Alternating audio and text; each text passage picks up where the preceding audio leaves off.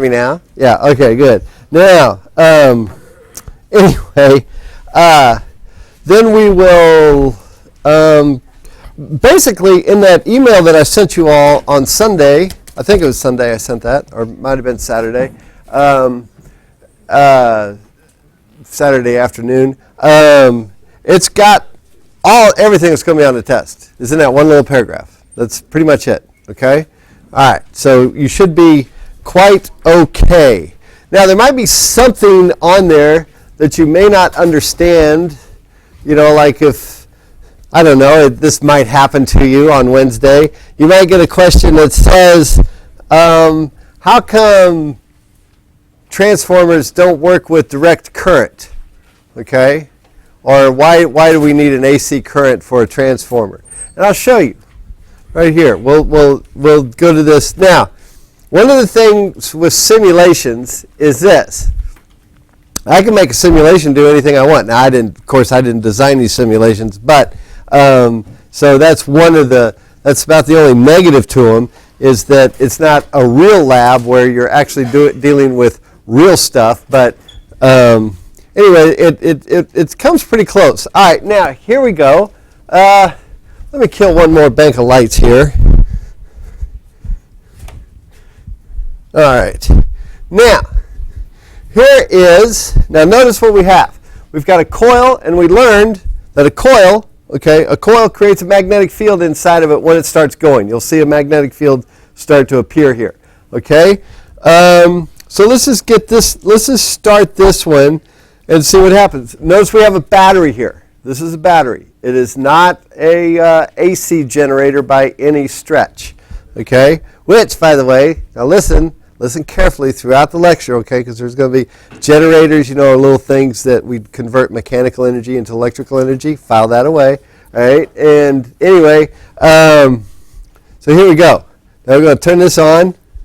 Boom. Now notice, nothing's happening.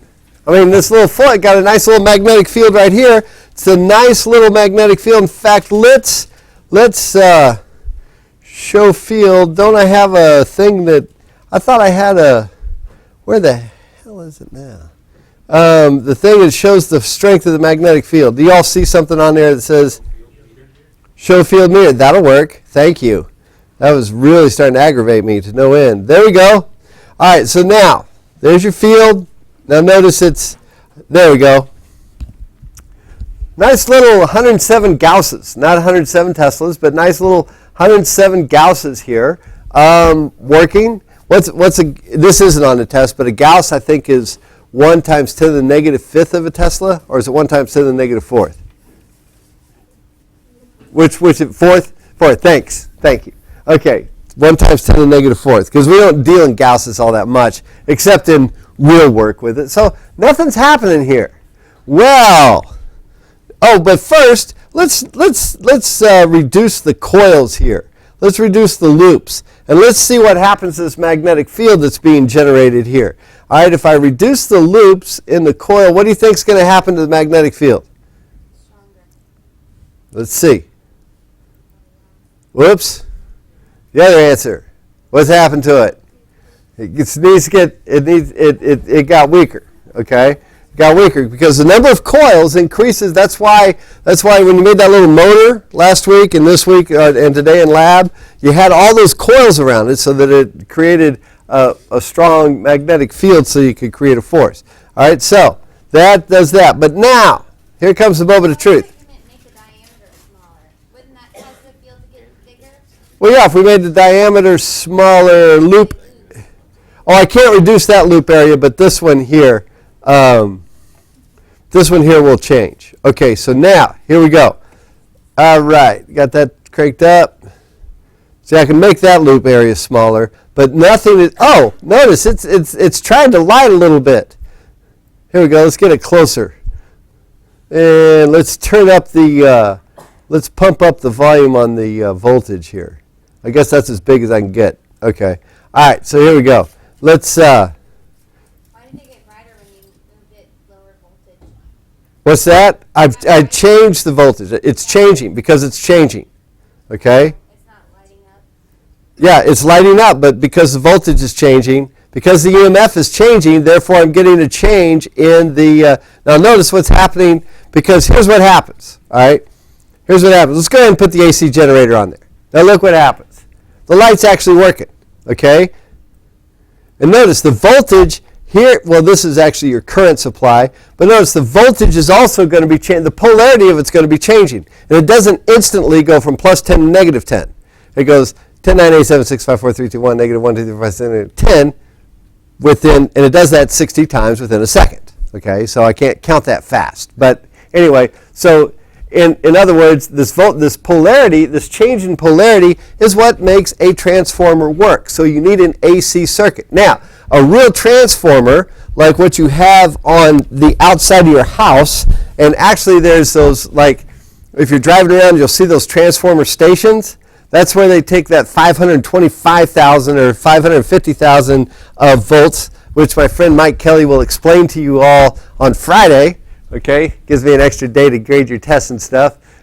I will not grade your test, have your test back to you till Monday. But how many of you did not get a chance to do Weeblos on Wheels? Okay, quite a few of you. So if you want to get 10 extra credit points, and those of you who did Weeblos on Wheels, you get 20 if you come see Mike's thing. All right, I'm bribing you to come. What is All right. it? What? What is it? He's going to be doing a bunch of power supply stuff. Show you how all this. Basically, Mike's going to show you how we get from coal or whatever, water, to flicking on the lights and they work. Okay? All right. So anyway, because I won't have your test grade, I'll just be honest with you, I won't have your test grade or any of that stuff, but we will have a sign-up sheet. And I still have to get that sign-up sheet from Dave for all of you that participate in Weeblos on Wheels. But anyway, so here we go. So notice the voltage is changing. Boom, boom, boom. So therefore the magnetic field is changing over time. NAB, right? NAB cosine whatever, cosine of the angle divided by delta T. So it's the change in the flux or the change in time which causes this magnetic field. Now, a real transformer like you have on the outside of your house, which takes that a lot of that, a huge amount of voltage from the outside and sends it in. Now, what it does is it's got an iron coil in here. And so when that iron coil, that adds to the induction. Okay? This is called induction. In other words, what's going on in here induces a current over here. That's what they mean by induction. All right? And so when you do that, you can also drop the voltage and increase the amperage, because if you have a very, very efficient power source, a very efficient transformer, then the power in one coil is equal to the power in the other coil, and P equals IV. So if I drop the voltage in one, then that means the amperage has to shoot up in the other. Now outside, the power lines have very, very low amperage. So if they fall or somebody accidentally hits one or something like that, it may or may not kill you. All right? However, in your house, to run your toasters and your electric guitars and all that other stuff, which electric guitars also work on induction, by the way. That's the way their sound works. In other words, you pluck the string is metallic, and it's those little pickups, the things that they call pickups that are underneath the string, are little coils like this. And so you get the string vibrating, metallic string vibrating, okay, over a coil which is charged, and so it changes the magnetic field, and the frequency gives you the pitch. So that's the way electric guitars work. All right, but anyway, so to get all those things to work, you need a lot of amperage. About 15 amps per circuit is what your house works on, okay? And amperage is what bites you, is what hurts, because that's the amount of charge per second, remember, flowing through something. All right, so if it's got real low amperage, then it can't hurt too bad. It's just like when you walk across the carpet on a day like today, you got the heat on, and there's a lot of negative ions on that carpet, and you kick them up and everything else, you've generated a potential of about 10,000 volts.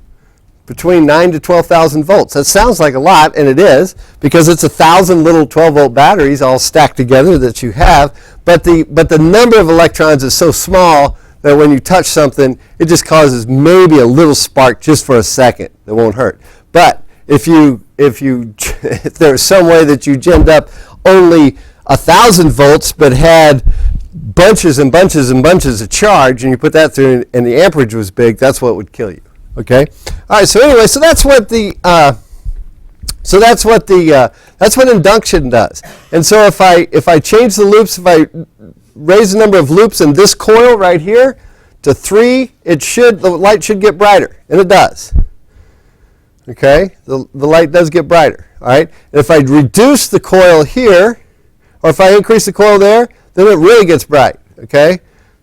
Then if I reduce it, of course, it's going to get less. And if I reduce the area here, it gets a little bit less. But if I increase it and then bring it back, if I'm increasing and bring it back, then what happened? Are we okay? All right. But anyway, if we change the area, again, NAB, okay, NAB is what equals the flux in there. And if you change that, then everything's fine. All right. Okay. So I change the area. So that's the way induction works. Now, we're going to see, let's look at a real example of induction here. All right. Now, here's what we're going to do. This is kind of a screwy little machine. I think you guys will be okay. All right, because we got a shield there. All right. Basically, what we're going to do here is I've got a huge capacitor in here. It's about 0.75 henries. That may not sound like a lot, but it is. That's a good sized capacitor. All right. And what we're going to do is that capacitor is going to store up a bunch of charge. All right. And then we've got a diode type circuit thing on here, which takes the AC current from here and turns it into DC. So it just runs it into that capacitor. And eventually we all saw what happens when a capacitor is charged on DC current for a long time. What happens? Eventually the charge stops to flow. Okay? Well, then we got another wire hooked to this circuit where the charge is allowed to flow, and it flows into these little metal balls, which you can come by and see at the end of class. You'll see them up here. And so if I get a bunch of positive or negative charge flowing into this metal ball, what kind of charge is now over in this one? Positive. And eventually, if I get enough charge built up over here, I get what? Yeah, it'll jump across. Okay, and I get a bolt of lightning. So basically, we're going to use a capacitor to produce a bolt of lightning that's going to jump across. And how many amps does it take to run your house, did we say? 15? We're going to put 1,600 amps through this wire. Okay? All right, so we're going to put 1,600. That's going to create a amperage of about 1,600 amps is going to go through that wire. Now, what did we say about current flowing? All right, so if a current goes through a coil, what happens? It creates what? A magnetic field. Okay, so that's going to create a magnetic field going this way. Now, but due to induction, when that magnetic field starts, guess what? Or when that current starts, guess what happens? It's going to flow through and have a bunch, and then it's going to kind of drop. So when it starts to decrease, what happens in the can? It's also a conductor. It creates a current and a magnetic field. And in fact, when you have a can, that's just like a solenoid with a bunch of turns on it. All right? And so it creates a magnetic field, which is going to oppose it. And then we're going to see who wins, the coil or the can here. All right? So here we go. So that's how this works. So this is an example of, this is a physical, actual real thing you're going to see on induction here. Okay? All right. So here we go. Turn this on. Okay. Now it takes it a while for the capacitor. I don't want to touch anything else, but anyway, it takes a while for the capacitor to charge up. About 30 to 40 seconds, 45 seconds. Then there's then there's a small pop. It used to be pretty loud, but now it's gotten, oh, there we go. It's just enough.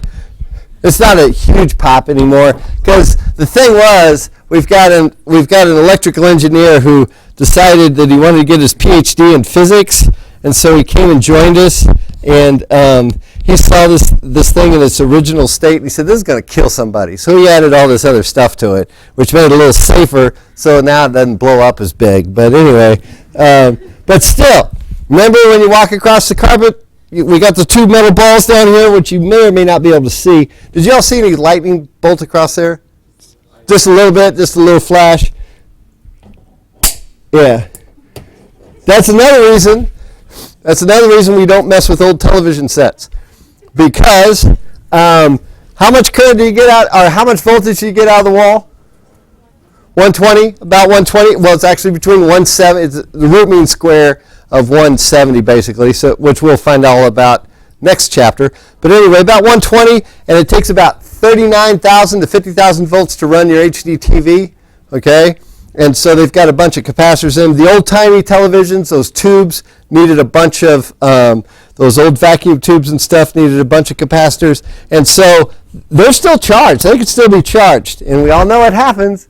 Put your finger in the middle of a capacitor, you close the circuit on it, right? Ouch! So you can really hurt yourself. So anyway, let's see what happened. It smushed it a little bit, not as much as it used to. It used to really, Marilyn Monroe the thing, but not anymore. So not to be sexist or anything, but all right. Okay, so there's a physical example of induction. All right, and we'll make it safe for humanity once again. There we go. All right. Okay. Now, let's go through the little slideshow for Chapter 20 real fast, just kind of give you a review of what's on Chapter 20, and then you'll be all right. Okay. Professor Riggs. Yes? So why don't transformers work with DC current? Boom.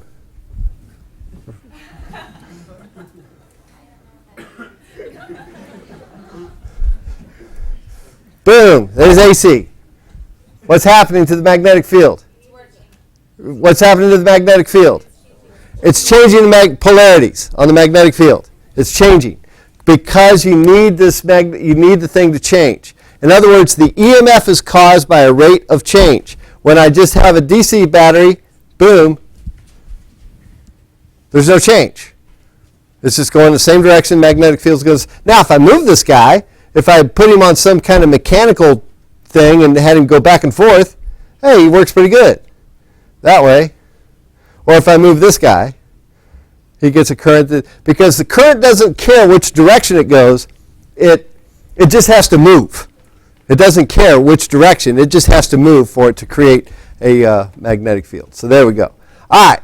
So now let's go to this. This will be fun. All right. View show. We can fly through the first part because you guys already have all this. Well, they just kind of show you. I mean, here they show you the induction thing. Okay. We talked about Lenz's law. That was always fun. All right. You will have a question on Lenz's law and things where this thing coming in, you'll have to determine whether or not that thing's going clockwise or counterclockwise. All right. Here's the thing. Okay, here we go. Now, generators. Generators, that's taking mechanical energy and turning it into electrical energy, okay? Turning it into electrical energy. So, in other words, what we do is we take, basically what they do is they take, they've got a big wire and they've got magnets around it, okay? And then they turn those magnets with a mechanical device of some sort, okay? And when they turn those magnets around that wire, that changes the EMF, so therefore it's got a voltage, boom.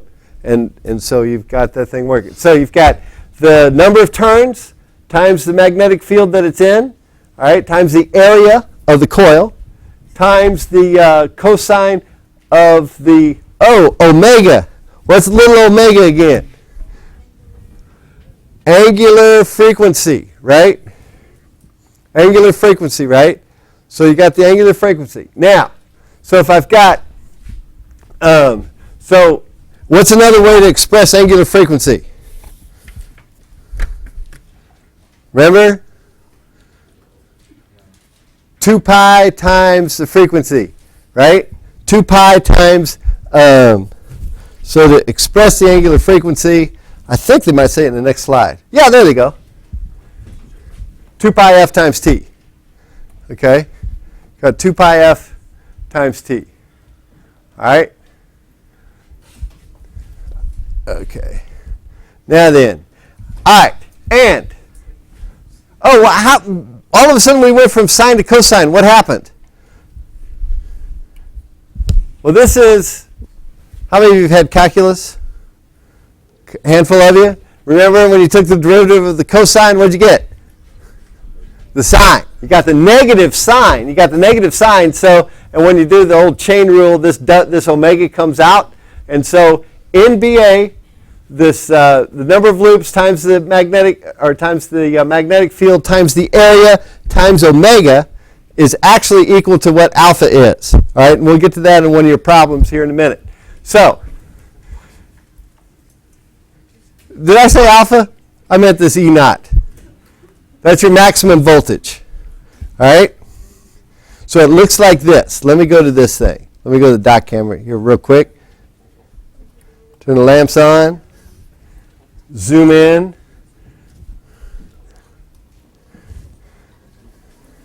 Basically, here's what we said. At the beginning of the chapter, we said this. We said that, can you see that? Yep. We said that the EMF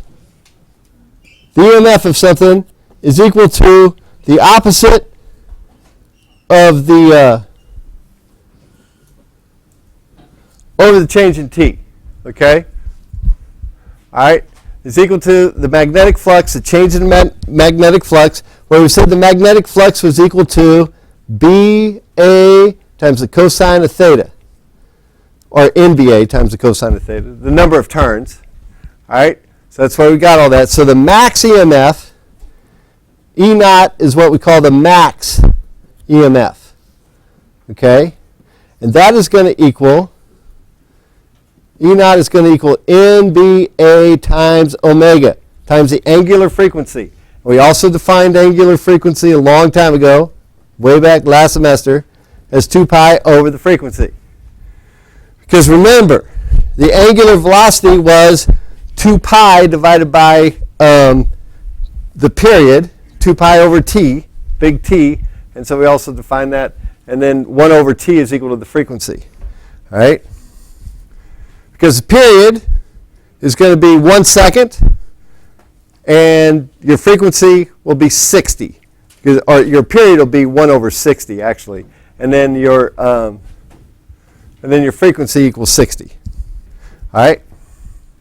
1 over 60 seconds is, in other words, that thing goes back and forth 60 times, out and back 60 times in 1 second. That's when it's at 60 hertz. In European and Asian countries, they set it at 50 hertz. That's why Americans, when they travel, when you first go to an Asian or European country, everything seems a little dimmer, or you can actually kind of pick up the flicker of the lights because you're so used to the 60 hertz, and then they're down at 50. Then you get used to it. All right. So that's that. Now, okay. Now let's talk about back EMF real quick. When a motor, now we're away from generators. That was your whole thing on generators. And we'll look at the problems here in a minute. All right. When we have a motor, all right, inside the motor, it actually creates a back EMF. In other words, when you first start up something, it takes a lot of amps. All right. When you first start up a motor, then it starts spinning. Okay. Then the motor starts spinning, and then it creates a back EMF.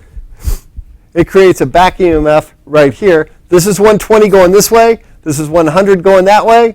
So you take, so basically you take your voltage, you subtract the two, and that'll equal your new current times your resistance. All right. So it starts off. So it'll start off with a big V. This equals IR. Okay. Let's say you've got something that takes, we'll do a problem on it here in a minute. We'll do one of your homework problems on it here in a minute. So in other words, when something first takes off, because you got V equals IR, you've got a large, you don't have this here anymore, so you just got V equals IR. So if the resistance doesn't change and the voltage doesn't change, I is a certain number, okay? But then when you get that back EMF, then the I really drops, all right? Because then here, let me show you. I'm doing too much. All right, here, let's look at the back EMF. Okay, let's look at the back EMF here for a second. Here's what we're saying. All right, let's say I've got something that was 120 volts. Its actual V is equal to 120 volts, and it had a resistance of 60 ohms. All right, and I first start this thing up. I zap it with 120 volts, and so therefore, what's my current? To get this thing started, what would be my current? 2 amps, right. So V is equal to IR, so therefore I've got 120 equals 60 times I, and I equals 2.0 amps, right? Okay, now, let's say I fire this thing up, and it creates a back EMF.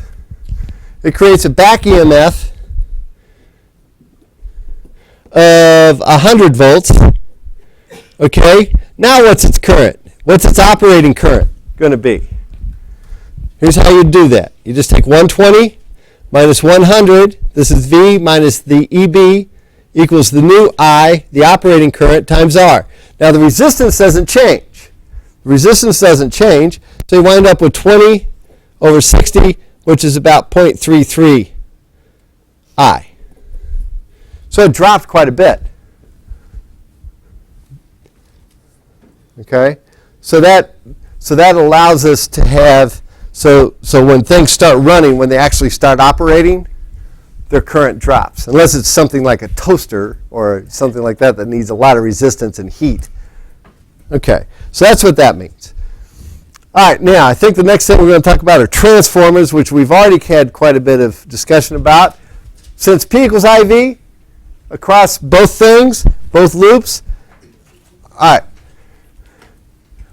Okay, so here's the AC current coming into the transformer on the outside of your house.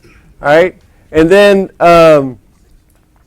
the secondary coil, that's going to, and then you can also hook it up to another AC power source out here. But anyway, what the transformer does is, because this is going to be changing, then it induces a current over here, and depending on the number of coils that you put, you either have a drop-down transformer or a drop or a ramp-up type transformer where it drops the. So if you drop the, so if the power stays the same, if P equals IV, here, let me show it to you this way. All right, so for a transformer in each coil, P equals IV, okay?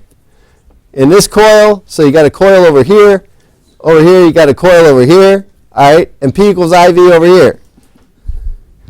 Now, the power is the same in both of them. But what if one has a huge voltage, then it'll have a small current. But the other one, to increase my current, what do I need to do? Drop the voltage.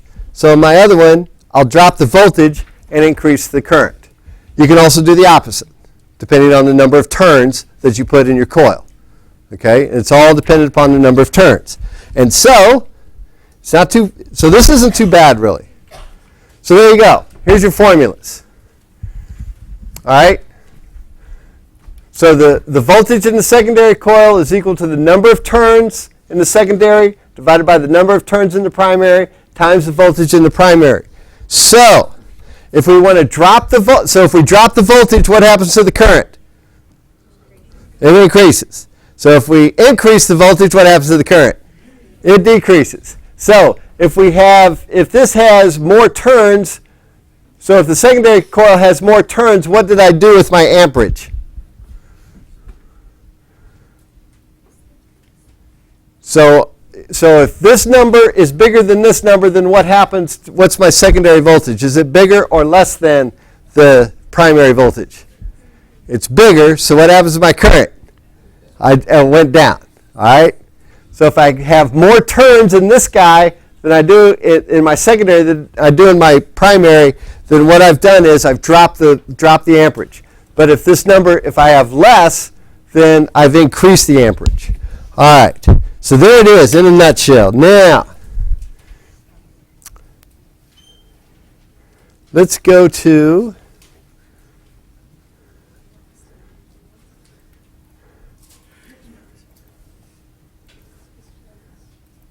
Mastering Physics here, and courses. I think I used the video side. This is your chapter 20. And we got all the way up to magnetic flux through a coil, I think. That's where we stopped. All right. Here's where we are. Oh, no, we talked about that one. We talked about that. We're on number 8? Aha. Uh-oh. I need to restart all these. Yeah, I already did it. I have to make sure I can do them before I bring them in here. All right. So let's see if we can get through this the next 12 or 13 minutes. All right? So here we go. If I have, all right, the input voltage, a hospital emergency room generator operates now. This is a sine curve, all right? But it's actually a shifted sine curve. So this is what this problem means. Okay, it's operating at 50 hertz. This one, the frequency equals 50 hertz. Darn. This is going to make it tricky. So let me start it now.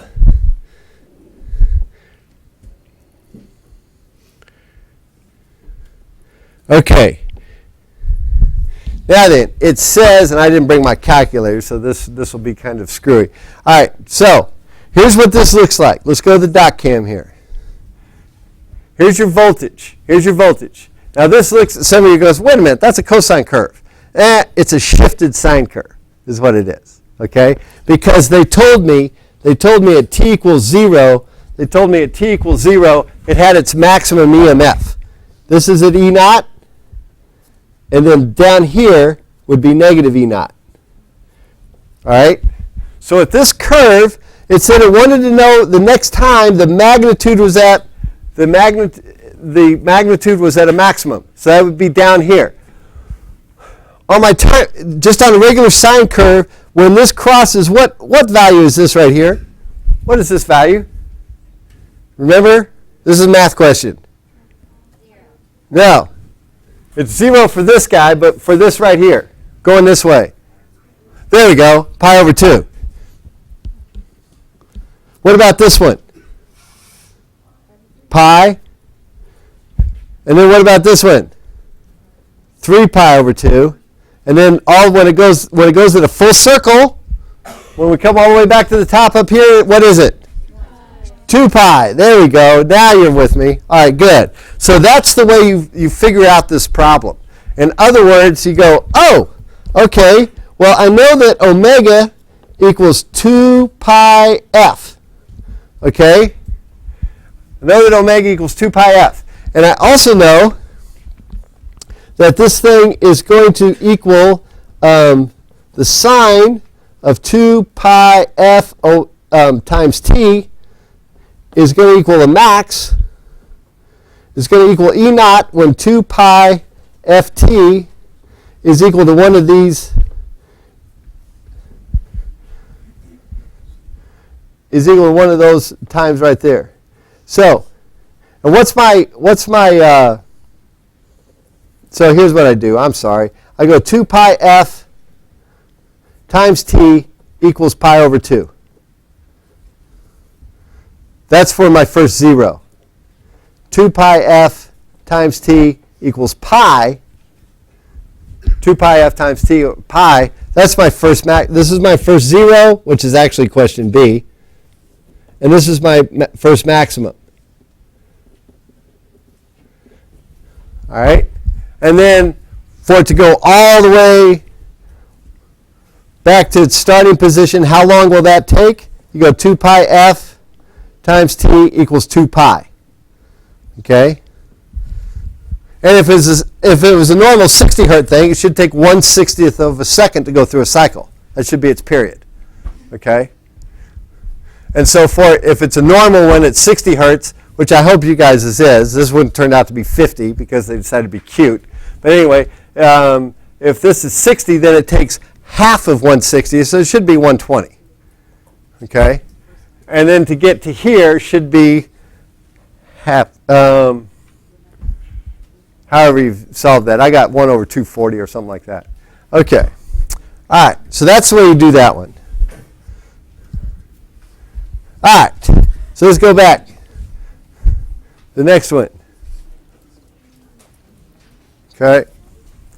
All right, now then. It says a student makes a simple AC generator by using a single loop wire, 12 meters on the side. The loop is then rotated at a frequency of 60 hertz in a magnetic field of this, okay, of 1.2 times 10 to the negative 2 teslas. What is the maximum EMF output? Maximum EMF output is equal to,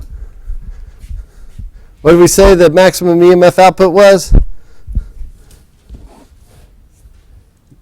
E naught equals NBA times omega, where omega equals 2 pi times the frequency. So it also equals NBA times 2 pi f.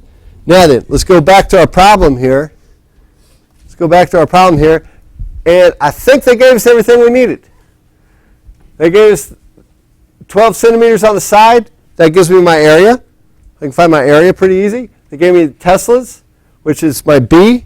They gave me, by using a single square, n equals 1. So I've got NB and A. And then omega 2 pi times the frequency. If she wanted to make the maximum output 15 times larger by adding loops, how many loops should she add?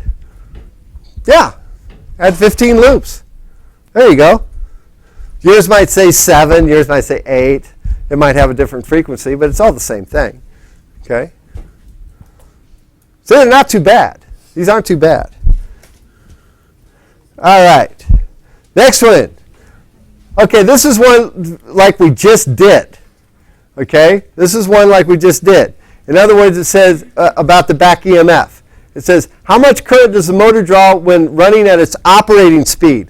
When it's running at its operating speed, that's when the back EMF is kicked in. So it'd just be 12 minus 10. So your voltage then is just 2 volts, okay, equals IR. And so it'd be 2 divided by the 0.35 in this case. Okay, that's for operating speed. How much does the motor draw when running at half its rotational speed? Guess what? I didn't know what they really meant by that, so I took a stab. Guess what I did? I divided it by 2. Boom! I was right.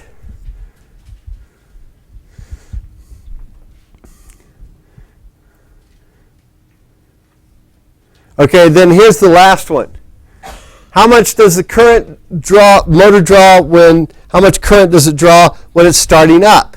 When it's starting up, do you worry about the back EMF? No. So it's this good old Ohm's law, V equals IR in that case.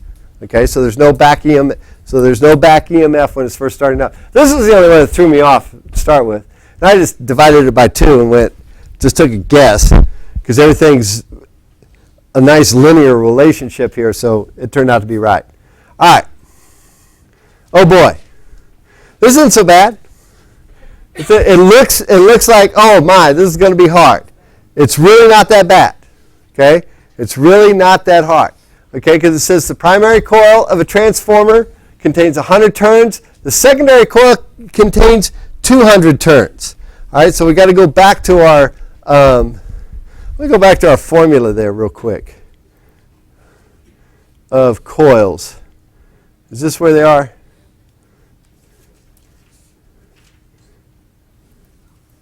There it is. There we go.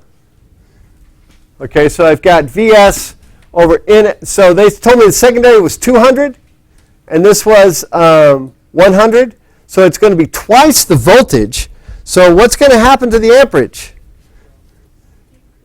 Decrease by probably how much? Yeah, by half, I would guess. Let's see.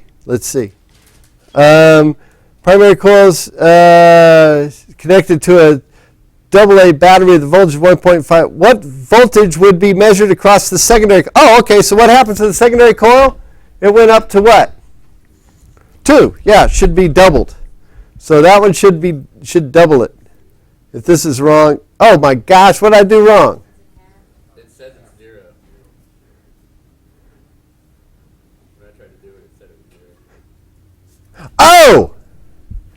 Duh! Of course it's 0. Why is it 0? What's my power source here? A DC circuit. Duh! Oh! Pfft. They're trying to be slick. All right. There we go. Oh! Oh, that made me mad. Okay. All right. Then it goes into the regular. A transformer is intended to decrease the value of the alternating voltage from 500 volts to 25 volts. Wow. That's really going down. Okay. So the primary turns. So you just mess with the equation. That's all. It's just fraction. You're just messing with fractions. That's all you're doing. Okay. On those. Those aren't hard. And then I think the last one. Yeah, it's just another one, primary coil, secondary coil type thing. It's all just a matter of messing with that one formula, and you got it.